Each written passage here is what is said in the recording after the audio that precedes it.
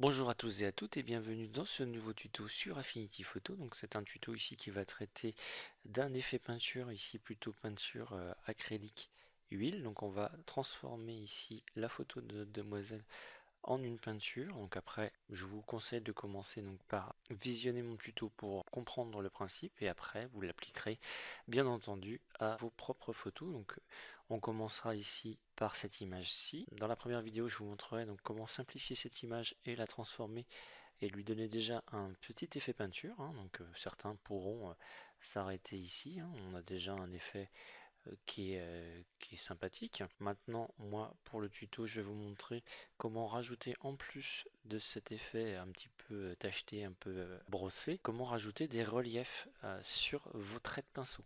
Donc ici, vous aurez le résultat de la formation proposée. Vous voyez ce que je vous disais. Ici, on voit par exemple très bien, distinctement dans le coup, les traits de brosse et le relief, hein. Vous voyez, on a une petite différence d'épaisseur.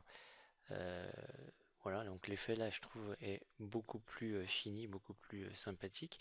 Alors, c'était un tuto que j'ai mis ici, non plus en tuto débutant, comme j'ai l'habitude de faire, je l'ai mis en intermédiaire. Pourquoi? Parce qu'il y a peut-être, par exemple, la deuxième partie où je vais un petit peu plus rapidement sur certaines choses. Maintenant, c'est pas pour ça qu'un débutant ne pourra pas le faire, hein. Il faudra juste prendre son mal en patience et persévérer.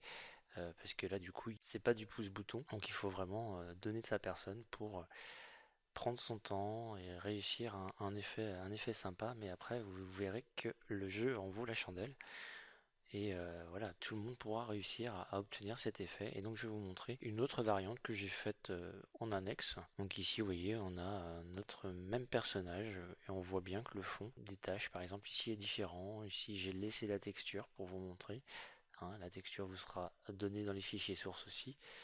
On a quelque chose d'à peu près similaire dans les traits. Pourquoi? Parce que je vous montre aussi comment vous pouvez sauver et récupérer des masques et ça vous fera gagner un temps fou pour d'autres images, hein, de pouvoir sauvegarder vos masques. Donc voilà ce qui explique les similitudes de traits entre cette version-là et cette version-ci, puisque c'est exactement le même masque.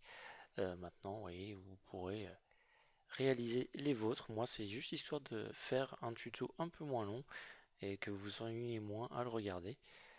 Voilà, donc moi je trouve l'effet sympathique. Ça peut être après imprimé sur une toile tissu comme un vrai peintre et puis être offert comme ça.